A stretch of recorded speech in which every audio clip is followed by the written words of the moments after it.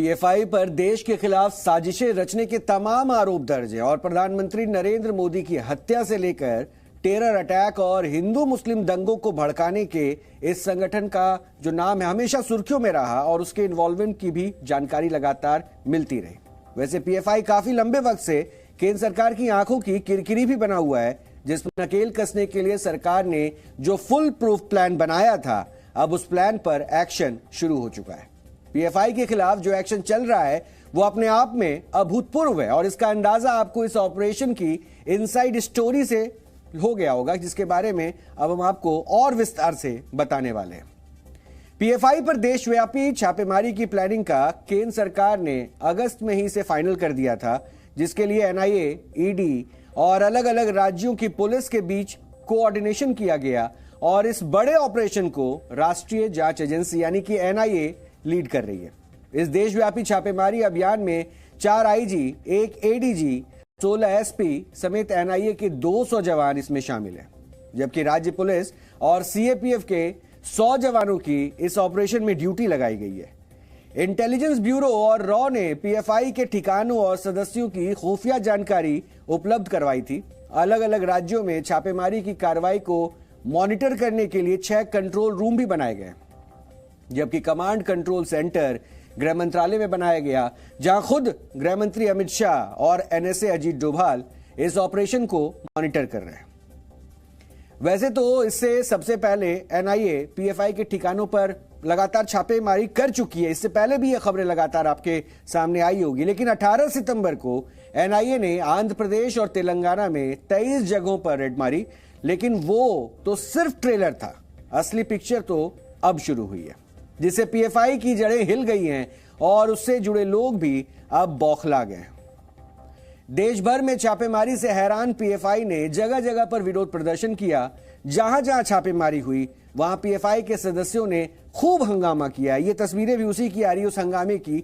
देशव्यापी प्रदर्शन ये लगातार करना चाह रहे थे और कर्नाटक के हुबली में तो एनआईए रेड के विरोध में सड़कों पर उतरे पीएफआई कार्यकर्ताओं की पुलिस से झड़प भी हो गई, जिसके बाद पीएफआई के प्रदर्शनकारियों को पुलिस ने हिरासत में भी ले लिया।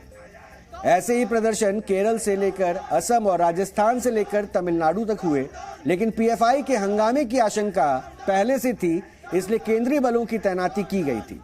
सुबह जैसे ही छापे की खबर आई तो पीएफआई कार्यकर्ताओं ने उन स्थानों की तरफ मार्च निकाला जहां छापे मारे गए और जांच एजेंसियों के खिलाफ नारे लगाए।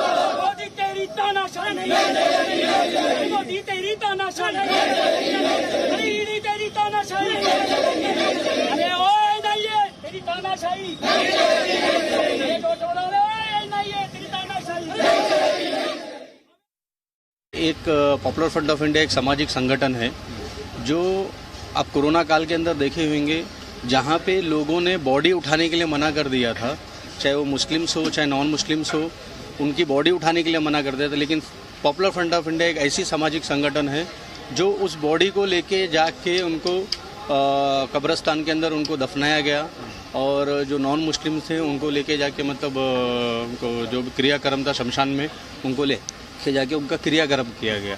और ऐसी सामाजिक संगठन को इस तरीके का मतलब टारगेट किया जा रहा है, ये सही नहीं है। एक आतंकी मतलब घोषित किया जा रहा है, ये बिल्कुल भी सही नहीं है। और ये देश भर के अंदर एक आतंकी को बढ़ावा देने का एजेंसी काम कर रही है सरकार द्वारा। We Popular Front of India strongly condemn this action taken by NIA, and earlier we have experience with a similar central government agencies doing raids in our offices all over national and Tamil Nadu also. Even in Chennai, last time enforcement department has raided our office, and this time it is NIA. So we look into this raid as a figure to frame, fabricate false allegations on Popular Front of India, and they are trying to make Popular Front an isolated organization. But again and again we will prove that we are a public organization, we are people's organization, we work for the people and we will serve for the people.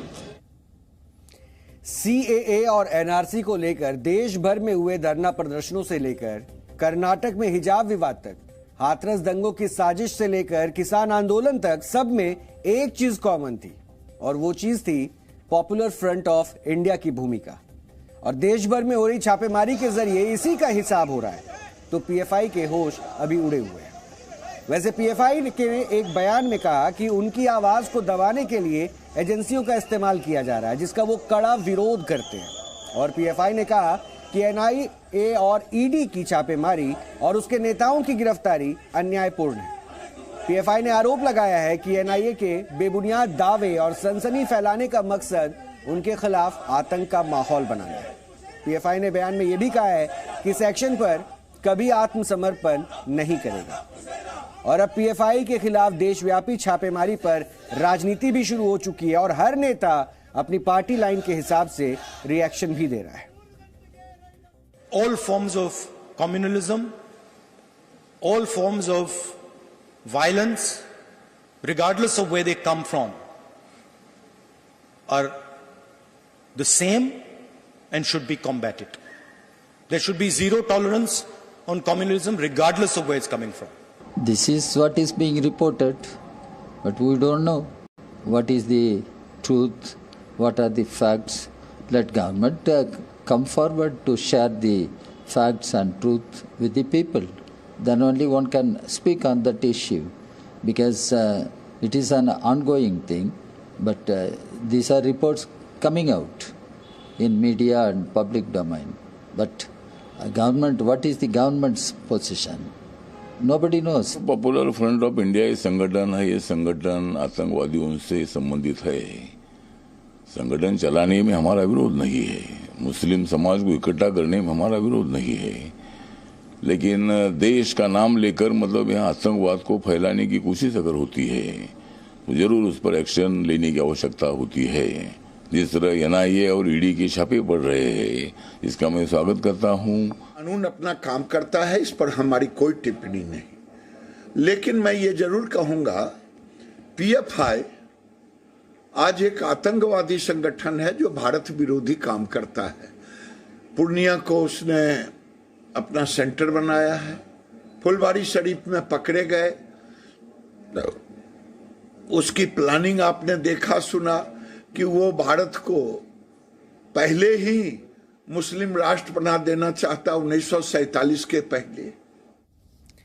वैसे PFI पर सबसे बड़ा आरोप यह लगता रहा है कि यह संगठन सिमी यानी कि students Islamic movement of India का ही नया रूप है। और सिमी भारत में एक प्रतिबंधित संगठन है जिस पर वर्ष 2001 में बैन लगाया गया था।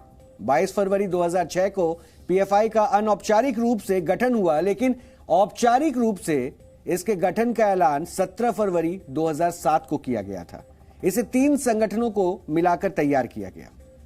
ये संगठन थे national democratic front, Karnataka forum of dignity और मनीथा नीति पसराई। ये तीनों संगठन दक्षिण भारत के 3 राज्यों केरल, कर्नाटक और तमिलनाडु में पहले से काम कर रहे थे और इन तीनों संगठनों पर अपने अपने राज्य में कट्टरपंथी गतिविधियों में शामिल होने का आरोप लगता था। लेकिन इन तीनों संगठनों में सबसे दिलचस्प जानकारी नेशनल डेमोक्रेटिक फ्रंट यानी कि एनडीएफ के बारे में है। वर्ष 1992 में बाबरी मस्जिद के ढहाने के ठीक 2 साल बाद इस संगठन को बनाया गया था और वर्ष 1994 में बनने के बाद नेशनल डेमोक्रेटिक फ्रंट केरल में धीरे धीरे मजबूत होने लगे। और पीएफआई के बनने से पहले ही नेशनल डेमोक्रेटिक फ्रंट के सांप्रदायिक गतिविधियों में शामिल होने का आरोप भी लगता था। और वर्ष 2003 में केरल के कोझिकोड में और वहां के मराड़ बीच पर 8 हिंदुओं की हत्या में एनडीएफ के कार्यकर्ता गिरफ्तार हुए थे। यानी पीएफआई की स्थापना से पहले ही इसके संपूर्ण सबसे महत्वपूर्ण संगठन नेशनल डेमोक्रेटिक फ्रंट सांप्रदायिक विवादों में आ चुका था और पीएफआई के बाकी दोनों संगठनों पर भी चरमपंथी घटनाओं में शामिल होने के आरोप लगते थे। मैं ये दस्तावेज भी आपके साथ साझा करूंगा और पीएफआई को लेकर क्या क्या कमेंट्स कोर्ट की तरफ से आए ये भी मैं आपको दिखाऊंगा। लेकिन इतना जान लीजिए कि पीएफआई और सिमी की स्थापना का जब हमने अध्ययन किया तो काफी चौंकाने वाली जानकारी भी सामने आई। आज आपको ये जानना चाहिए क्योंकि इससे सिमी और पीएफआई के आपस में जो जुड़े होने का रिश्ता है वो पता चलता है। नसीरुद्दीन इलामाराम, E.M. अब्दुल रहमान, E. अबू बकर और प्रोफेसर पी कोया, ये चारों पीएफआई के संस्थापक सदस्य थे। अभी आप चारों पीएफआई के इन संस्थापक सदस्यों के चेहरों को देख सकते हैं, इनकी तस्वीरों को देख सकते हैं। इन चारों संस्थापकों में से दो, प्रोफेसर पी कोया और E. अबू बकर, सिमी के भी संस्थापक सदस्य थे। मतलब प्रोफेसर पी कोया और E. अबू बकर ने पहले सिमी की स्थापना की और जब सिमी पर बैन लगा तो फिर पीएफआई की स्थापना की गई। इन चारों संस्थापकों में से एक E.M. अब्दुल रहमान पीएफआई से पहले सिमी में काफी सीनियर पोस्ट पर भी काम कर चुका था और सिमी पर बैन लगने के बाद पीएफआई से जुड़ा। इसके अलावा पीएफआई का राज्य सचिव अब्दुल हमीद भी कभी सिमी का सचिव रह चुका था। अब आपको एक डायग्राम हम दिखा रहे हैं। इस डायग्राम को देखिए, इससे साफ साफ जाहिर हो जाएगा कि पीएफआई और सिमी में बड़े पदों पर काम करने वाले लोग एक ही हैं। इसलिए सुरक्षा एजेंसियों को बार बार कहना पड़ा कि सिमी और पीएफआई अलग अलग नहीं है, बल्कि एक ही सिक्के के ये दो पहलू हैं और सिमी का ही बदला रूप पीएफआई है।